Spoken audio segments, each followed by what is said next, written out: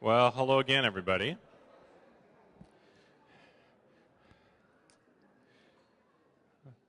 Thank you again for joining us today for the April luncheon of the Sacramento Press Club. Our speaker today is easily one of the most recognizable faces in California politics. As the leader of the Senate for the last 2+ years, he's been at the front and the center of virtually every major issue that lawmakers have confronted. From our notorious water management struggles to human trafficking and climate change legislation, and of course the 500-pound gorilla in the room, the budget, as one of the big five, of course.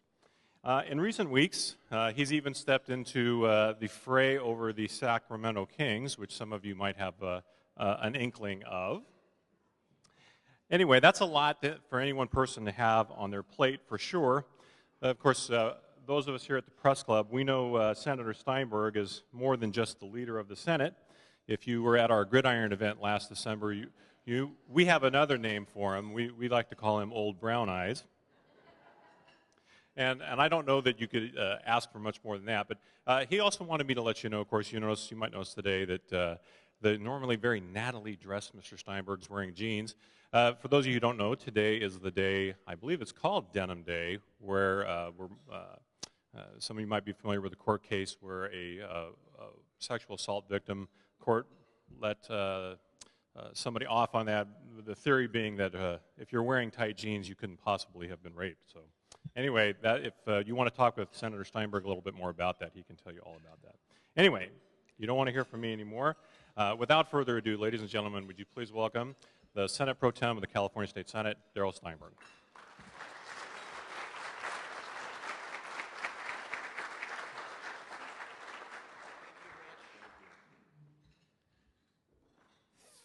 Thank you very much, Rich. I'm going to put my water here. Yes, I remember now the last time, that I appeared before the press club. It was with a derby hat and I sang a song. I promise you this afternoon that I will do better than I did the last time. I've actually come here today to talk about Donald Trump. Whenever I see Mr. Trump, I'm comforted by the fact that the only thing worse than little or no hair is bad hair.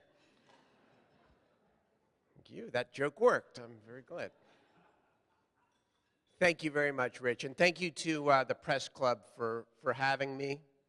This is my third opportunity to address you, and in some ways, it's a little deja vu all over again in terms of the challenges that we face here in California, and I know that you're going to want to talk some about that today, and I look forward to it. But I want to take a little bit of a different tack with the time that you have afforded me here today and say that the speech that I'm about to give has nothing to do with the budget.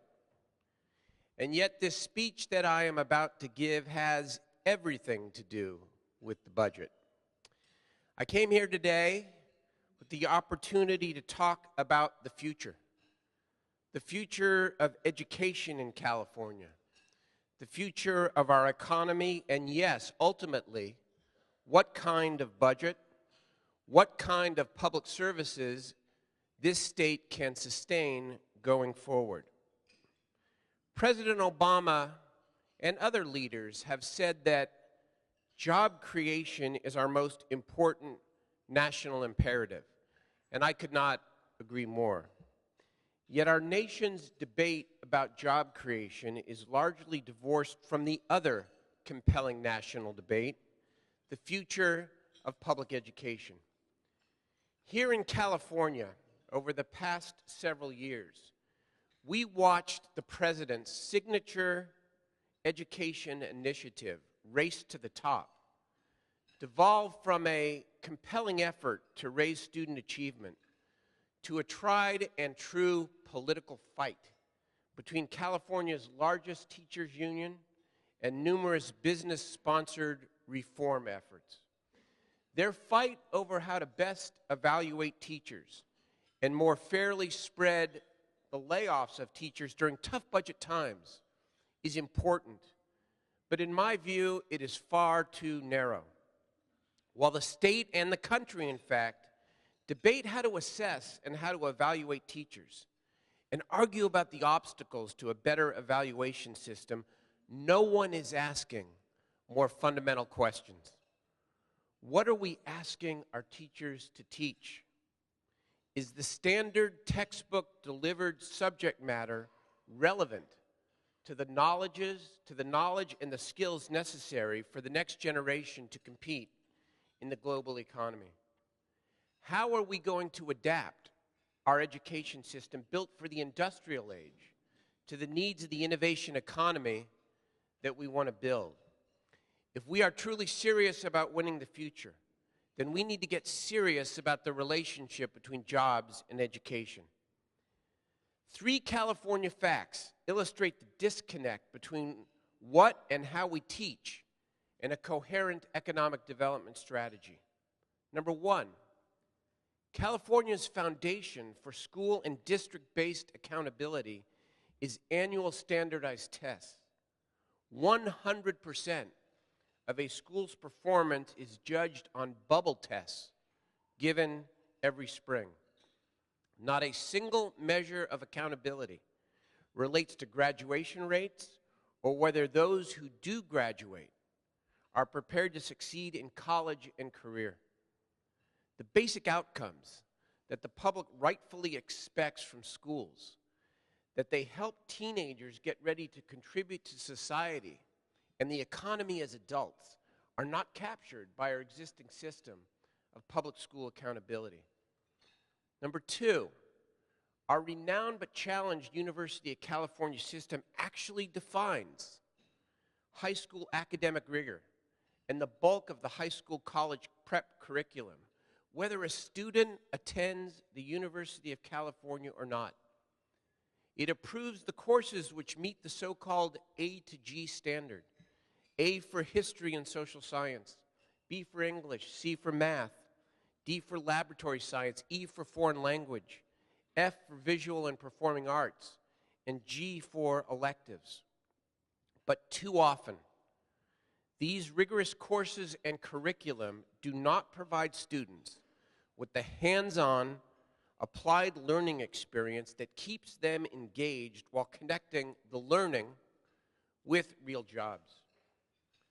Number 3, among the many teacher professional development programs throughout the state of California, only marginal focus is placed on providing core academic teachers the tools and strategies necessary for delivering education, content in ways that are applied, that are hands-on, and connected to the real needs of the growing and emerging sectors of our economy. Think about it: biotechnology, clean energy, renewable resources, healthcare, digital arts, and information technology.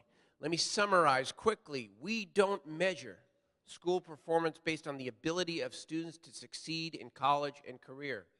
We rely too much on standardized test scores. We don't, as a rule, educate our kids in ways that increase their interest and achievement in areas that will lead to success in career and college. And we don't help teachers acquire the tools needed to prepare our kids for the jobs of today and tomorrow. I believe in a simple truth. The key to economic growth in our state is high quality, more relevant education for our children, especially our high school students. The Great Recession will not last forever. The Center on Education and the Workforce at Georgetown University projects that the United States economy will grow by 47 million new job openings between now and the year 2018. Nearly 2/3 of the jobs will demand at least some education after high school.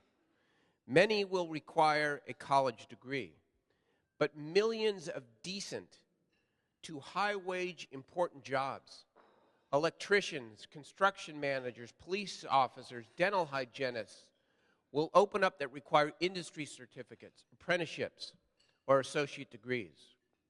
And let's face it, Our current structure of high school education is not oriented nor equipped to get it done. 100,000 kids, 100,000 kids drop out of high school in California every year. The dropout percentage for Latino students is 27%. The dropout percentage for African American students is 37%. Unconscionable. Nearly half of all freshmen in the California community colleges and California State University system require remedial coursework before they can even begin college in earnest.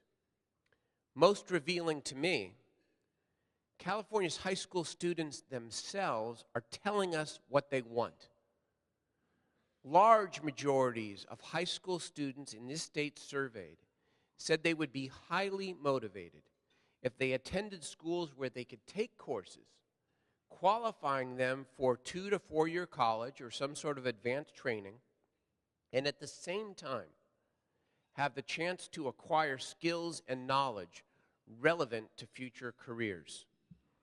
Now, change, which is sometimes an overused word, but it was certainly the mantra that led President Obama to the nation's highest office in 2008.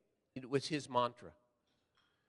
It must be our mantra for public education and economic development in the year 2011. It is time to change what gets measured. It is time to change what gets taught. It is time to change how it gets taught. This morning, the Senate Education Committee passed 3 bills which have the potential to change the education reform debate in California. And I hope they do.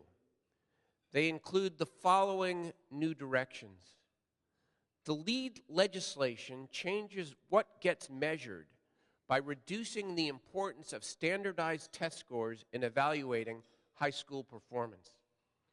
We should reduce the importance of test scores from the current 100% to a more modest, but still significant, 40%. An accountability system built solely around student test scores does nothing to combat the dropout rate, nor encourage learning applied to careers in the real world. I propose that we fill the remaining 60% by holding schools accountable for dropout and graduation rates, and like Florida, we begin developing a data-driven college and career readiness index that draws a much tighter connection between high school education, further education, and a real job. The package begins to change what gets taught by having education stakeholders and the business community partner with the University of California to make career-focused curriculum the norm, not the exception. Our UC system, even with its budget challenges, is uniquely positioned to change what gets taught in our state and our nation's high schools. It may be counterintuitive to a lot of people because we all think about the UC historically as the recipient of the product of K-12 education instead of the shaper of that product. But by virtue of its role in defining rigor by A to G, the UC in fact has profound influence over what happens to kids in high school, what courses they take, the way the curriculum is delivered, whether those students apply for or attend UC itself. Rigor must never be sacrificed, but it must be redefined. Together with UC President Mark Yudof, we have established, and my bill would help grow, the UC Curriculum Integration Institute. Our goal is simply to expand the universe of hands-on applied courses that meet the rigor requirements of A to G. With all the technology and research capability that we have in California, why can't we develop 15 different applied ways to teach core academic high school courses? Algebra can be taught in the way it is used in the world of business and finance. English can be taught the way it's used effectively, communicating with patients in healthcare. Biology can be taught in the way it's used in the biotech industry. Geometry can be applied to its use in home building. Let us strive for 1,000 applied courses over the next 5 years. Connect public education and the economy in a real way.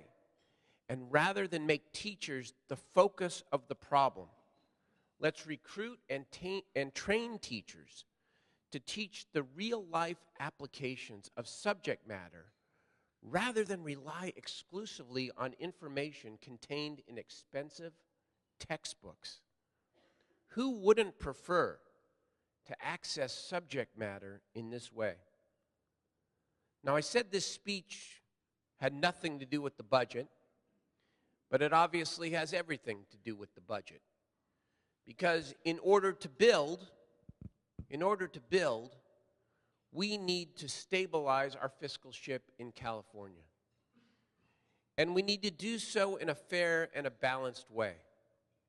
This vision and this change, I think desperately needed change, depends in large part on our finishing our budget work.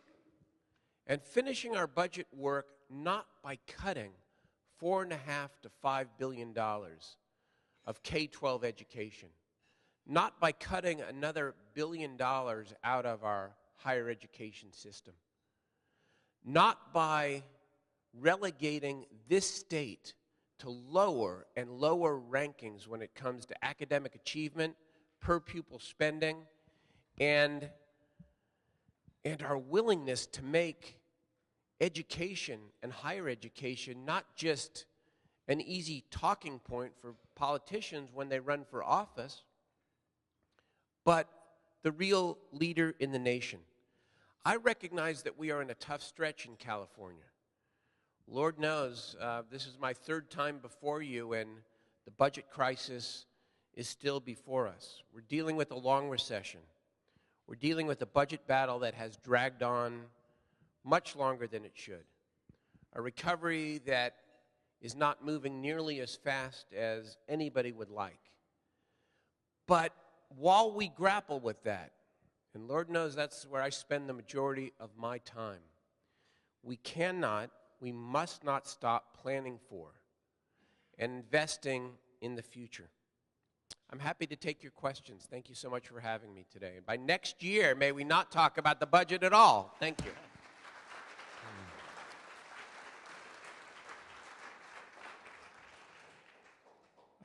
Okay, as always, we are going to be taking some questions, so please raise a hand. Dan Walters is And when here. I come to you, please... I'd like to give Dan the first question. Did Dan sneak in and I don't see him? No, he's not here.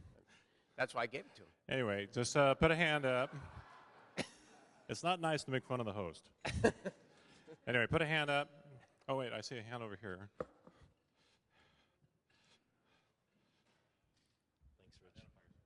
Senator Steinberg. My name's Blaine Davis. I'm a student advisor at Academic Talent Search. I've taught argumentation, critical thinking, and public speaking at Sac State for 4 years, as well as learning skills. And so education is a subject close to my heart. And I agree with what you said about the high schools needing to focus. Seeing freshmen come into Sac State into my classes and not have basic reasoning skills, as well as some of the basic learning skills. But my question is, don't you think that it needs to start even at a younger age so that they're prepared when they get to high school? One of the things that worries me is cutting of arts and these type of programs, because studies that I've focused on show that students who take, for instance, music and such things do much better in the hard, so-called hard science classes as well. Let me, you can't start in high school. Obviously, the foundation has to be built before a child enters kindergarten. That's why preschool is so important. You know, it's one of the big achievements last year, I think, was Senator Simitian's bill that provided for the potential, again, if we can fund it, of early kindergarten for kids. Of course, it has to start earlier. But, you know, I've always, as a legislator, believed we've got to work on fixing the whole problem, but it's also important to focus your attention where you can on something that where you can maybe make a real change.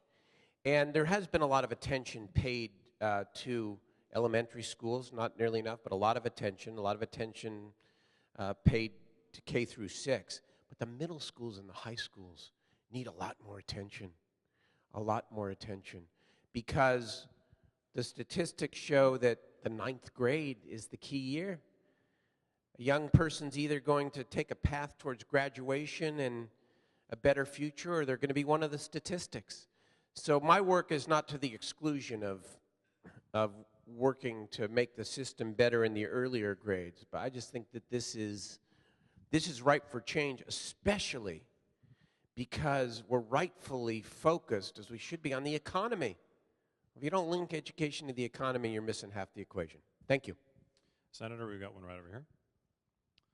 Senator Can Steve I step Harmon. down? Is that all right? Steve Harmon, Contra Costa Times. Hi, Steve. Hello. There's a PPIC poll out today that showed the continuing contradiction among voters who say they fear cuts in schools, and they support a special election on taxes, yet oppose increases in sales and income taxes. How do you deal with that? Well, I guess we have two choices. We can either complain about it, the inconsistency, you know, out there in the populace, or we can say that's the way that it is and get the job done. I choose to do the latter. We have a great opportunity here. Look we've made a $11-12 billion dent in the deficit already. We have to do the other half. There have been a number of Republican legislators that have been engaged in conversations with the governor and myself and Speaker Perez. We have till the beginning of June, middle of June. We've got to finish the work. That's what we're going to do. There really is no alternative. I mean, I know that the speaker talked a little bit about an all-cuts budget when he was at the press club, and, you know, I got asked about, and people tried to show, well, there's division between us. No, there isn't. Maybe say it in different ways. I think an all-cuts budget would be abhorrent. I think the people would rebel. I don't think the minority party supports an all-cuts budget, at least the majority of them. And so the only alternative is to gain the revenue, the tax extensions, combined with the deep cuts we have already made, and let's put this behind us. And that's what we intend to do. Senator, we have one right here. Right here. Hi, Senator Judy Lynn with the Associated Judy. Press. Hi. Following up on what you Yes. just said there, No one wants to talk education. I knew it. I knew it. Go ahead. Sorry. the speaker has indicated that there are various machinations of how you could get a vote of tax extensions Sure. to the people. The speaker has indicated possibly voting temporarily through the legislature and then maybe going to the people in November. Governor Brown has indicated that, you know, that might not adhere to his promise of delivering a vote to the people. So what sort of world are we looking at? Sure. I think what the speaker suggested is something a lot of us have talked about, and it is a possible scenario. But I think this debate about the ballot versus no ballot, respectfully, misses the point a little bit, because whether or not a tax extension measure goes on the ballot for ratification, that is the least of our problems and the least of our challenges here. Our challenge remains engaging with the Republican Party in California, or at least sufficient numbers of members of the Republican Party to come to an agreement to cross that threshold and say, all cuts is unacceptable. We won't vote for it, nor do our constituents want it, and therefore we're going to find a way, combined with reform, to get the revenue that the schools, the police chiefs, and the sheriffs need. And once that threshold is crossed, well, then you have the discussion about how. But all the talk about election and the governor's pledge, this and that, it's relevant, of course, because ultimately that has to be answered. But it really is the cart before the horse. It says, let's get an agreement with the minority party to put the fiscal crisis behind us and help the state and save education and save higher education. And then we'll easily work out, relatively easily work out, how to go about perfecting it. Senator, we have one right here. Hi, Senator. Don Meyer, Chief Probation Officer of Sacramento County. Nice to see you. Same here. Past Yes. President of Chief Probation Officers of California. I concur education right now of our residents at Juvenile Hall. Average age is 16. They read at about the 4th grade level. It's the dropouts, washouts, and kids from families that don't value education for the most part. But my question is on AB 109 and the realignment of adults Sure. and juveniles. What's the status of that? Well, AB 109 was the realignment plan passed by the legislature and signed by the governor that takes about $6 billion worth of public safety, largely public safety functions that currently are administered by the state, and gives them to the county. And this is really actually a very sort of under-attended to piece of this reform puzzle, but really is reform, because those of you who've been around for a long time know that one of our big problems is that post-Prop 13, the state raises all the money and we pass about 70% of it on to counties and school districts, and that there's little relationship between resources and responsibility. So this proposal is reform itself. The challenge remains gaining the funding to be able to give to the counties to be able to make it work. Now here's a glass half empty scenario, and I hate glass half empty, but we have to talk about it. If we don't get the revenue, unfortunately, you and your brothers and sisters throughout the state in comparable positions will have much of the responsibility without the money. Because how is the state going to maintain its parole program if we're cutting another $15 billion? How are we going to continue to fill our state prisons, which you probably shouldn't be doing in a lot of instances anyway? And where are the counties then going to get the resources to expand their local jail capacity or to be able to provide supervision to people who don't go to state prison? This is serious business. This is not some political game here. We've had budgets where, you know, you're kind of arguing on the margins. $1 billion here, $1 billion there. Right? Sometimes you talk about then you're talking about real money, as the joke goes. But you know, we've had those budget debates. This is fundamentally different. The patches are gone. The federal government is no longer participating. There's little, if any, internal borrowing left to be done. We either get the money to provide essential public services like probation services, or there will be a serious reduction in the levels of service when it comes to public safety and public education. That's not scare tactic. What we're doing now, just so you know, because it's one thing for a partisan politician to get up and tell you how it is. Hope I'm, more than just a partisan politician, but some might. We're going to go into the communities. We're taking our budget committee on the road, not to fly a flag. The next 3 Fridays, we're going to be in Pomona, then we're going to be in the Silicon Valley, and then we're going to be in Fresno. And we hope to do less of the talking and hear more of the talking done by local sheriffs, local probation chiefs, school superintendents, and community college presidents. Because not only are they worried about an all-cuts approach, many of them are already beginning to take the actions necessary to live with an all-cuts approach. And we think that the people of California and the members of the legislature need to hear from them, not from me, from them. And that's what we intend to do. And I think once that information comes out, an all-cuts approach will be what we know it to be already, unacceptable. Senator, we have another one right here. Hi, John. Hi, Daryl. As you know, Monday, the Senate Appropriations Committee that you sat on Yes.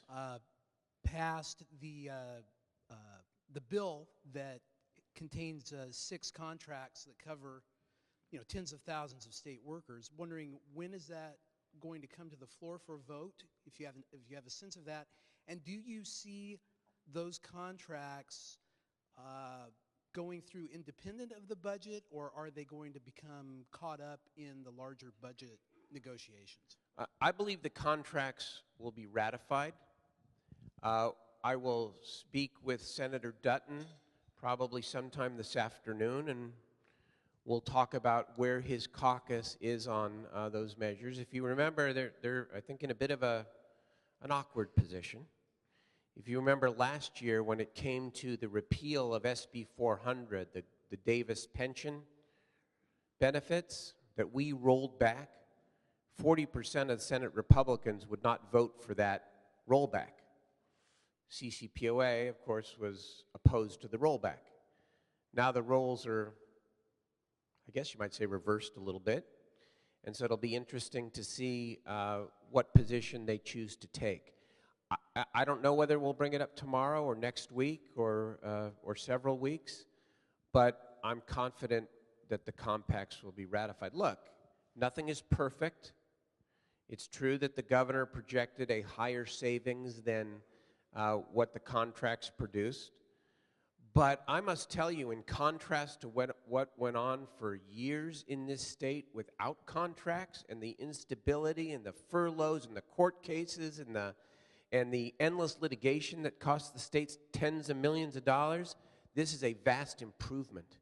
And there's still significant cost savings. I think it'll go forward. Senator, we're staying on this side of the room here. Hey, Senator Alan Young from the Hey, Cabinet Alan. Report. So when asked about approaching the education budget, Republicans, Senator Dutton and others have said, we need to look at the fact that 60 cents of the dollar goes outside the classroom. Now that figure is debatable, but is that a valid note of inquiry that there's a lot of bureaucracy in the education system with the Department of Ed and county offices and districts where savings could be found? Well, of course, but not nearly to the magnitude of the remaining deficit or the amount of core education services that would have to be eliminated if we took an all-cuts approach. Of course, government at all levels can be more efficient, has to be more efficient. You look at some of the oversight work we've done in recent weeks out of the Senate, and we're uncovering a lot of things. The commission, the state auditor and the Commission of Teacher Credentialing, there's a whole host of things. But there is a big distance between rhetoric and actually putting specific ideas that add up to the number on the table. The minority party in some ways has the luxury of not having to do the latter, and they rarely do. They complain their bills are not heard and all that's not true. We have a more open process here in California. You look at Washington, D.C., where a member of a minority party, now it's the Democrats, can't get a bill heard. We hear every bill, and we pass a lot of Republican bills. We take them on the merits. I run a very open and nonpartisan House, I think. But in the end, it doesn't do any good to make some general claim that has some truth to it without being specific about how what you propose would add up to a reduction or elimination of the deficit. Senator, we're coming to the back of the room here. Sure. Back here. Mr. London. How are you? Good, how are you? Good. I wanted to ask you, as a 26-year season ticket holder with the Kings, what you want to see happen relative to the Kings, and what do you think will happen in terms of their staying and the arena process? Sure. Never thought I would get involved in this again, but it somehow, it finds me. I don't go looking for it. It's amazing. I think that everything that has been reported the last week or so is true, that the city of Sacramento, Mayor Johnson's done a great job. You know, a number of us have helped out.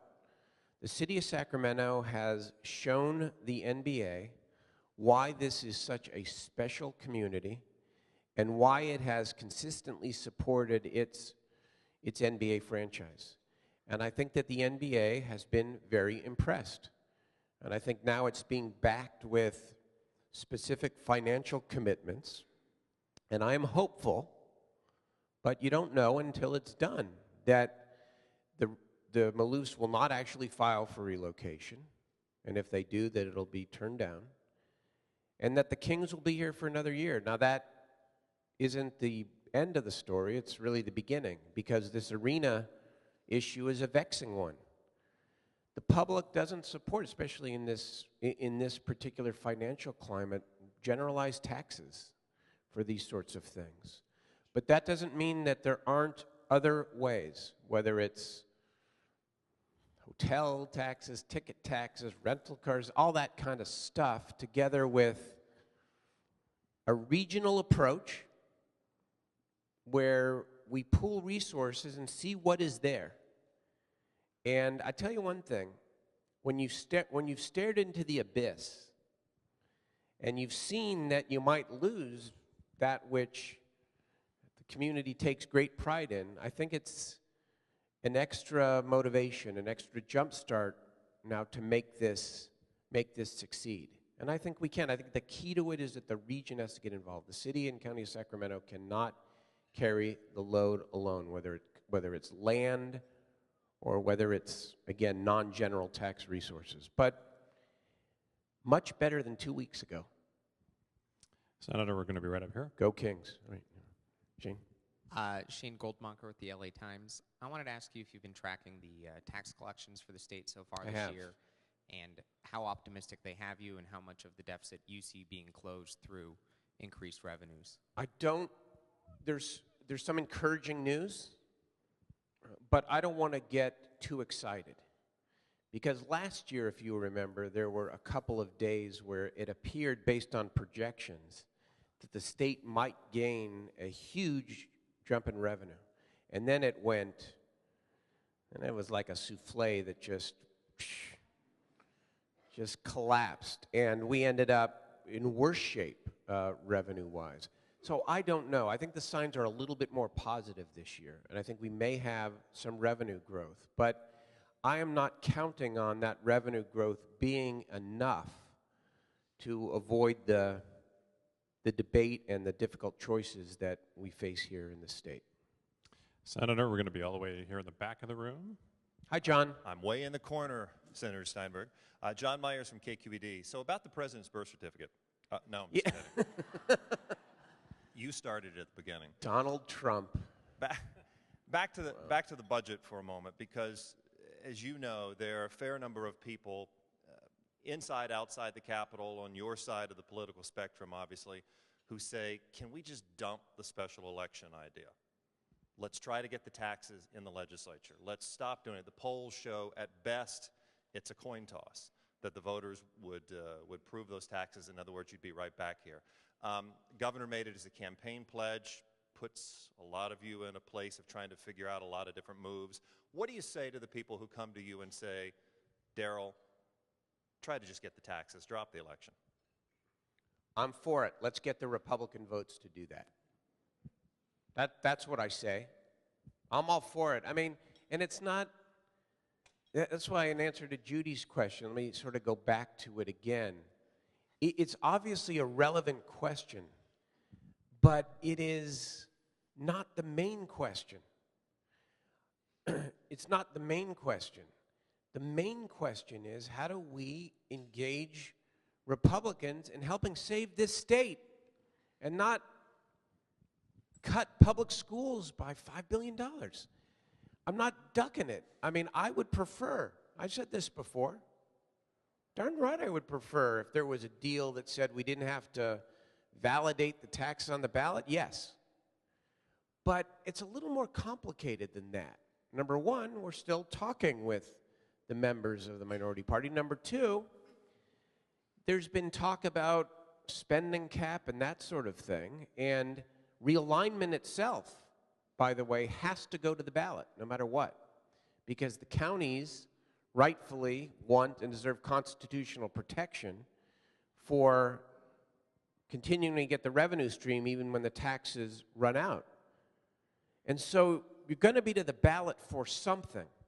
The question is, does there have to be any relationship between the tax extensions and whatever has to go on the ballot already, or what might end up on the ballot? That's to be discussed with the governor and with our Republican colleagues. In May 2009, before that, Senators Cogdill, Valines, the Republican leadership insisted that there be a linkage between the ballot measures and the extension of the taxes. I don't know yet whether that's going to be their bottom line, if they're willing to cross that threshold to begin with. I think they have to. So I just think that part of it will work out. The key, I have one focus. Get the money to save the schools and the local communities. That's it. How we get there, I'm wide open. I'll sing My Way again if it would get it done. 3 verses. If only it were that easy. Yeah. We have another question back here. Kathy Beasley, small business owner. Excuse Hi, Kathy. me. I'm all choked up by the conversation, obviously. I think those same public polls have shown that the public is also in favor of pension reform. Yes. And so when you talk about it's important to get Republicans engaged and to get them to understand that we need to solve the crisis, I think that you were in on the conversations, I certainly wasn't, but from everything we read, they were engaged, and one of the things they wanted was public pension reform, public employee pension reform. And that seemed to be a non-starter. Nope. So what if the answer back to you is, maybe it's time for the Democrats to understand that some of the sacred cows they have going have to also come to the altar? There is a mistaken fact within your question, because the governor and the Democrats have been very clear that we are willing to negotiate and do pension reform. And the governor, in fact, was very specific, very public and very specific about the elements that he was willing to talk about. Talked about spiking, double dipping, caps, voluntary. Well, we may have a different definition of what pension reform is, because I believe in defined benefit program. I believe in that. I think we got to be bringing people up, not bringing everybody down. I get the anxiety and the envy out there, and it's understandable given what's going on in our economy, but I'm not for eliminating the defined benefit for people who work 20, 30 years as office clerks and doing other good public service work. I think they ought to have a reasonable retirement that isn't subject to the ups and downs of Wall Street and the stock market. But within that parameter, yes, we're willing to do a lot. The governor has said we're willing to do a lot. I think now may be the time, though, that, we actually begin exchanging language and, doing that kind of thing, so we can go from this level to the concrete. That's what has to happen over the next 4 weeks. And expect it will. Senator, we really probably only have time for one more, and I'm going to use presidential prerogative to take it. Can you just briefly handicap for us what are the odds of us actually getting some of these things you want and getting a budget anytime within, let's say, the next 30 days? Today is the 27th of April. Yes. The deadline is June 15th. We will be on our floor well before the 15th of June. Now, I hope that we are on our floor as the result of a handshake agreement with either the Republican leadership or with some members of the minority party. But one way or another, at least in the Senate, we will be on our floor well before the 15th of June, presenting to the House a solid reform package together with the tax extensions and the revenue necessary to avoid these unacceptable cuts to education and public safety.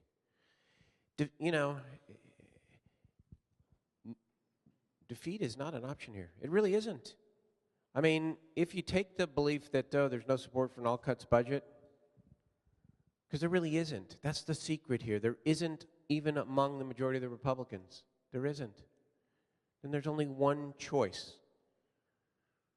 Intensify the effort, get specific about language, get to our floor, hopefully with a deal, but either way, get to our floor, lock the doors if we have to, and let's get it done. That's what we have to do. Thank you.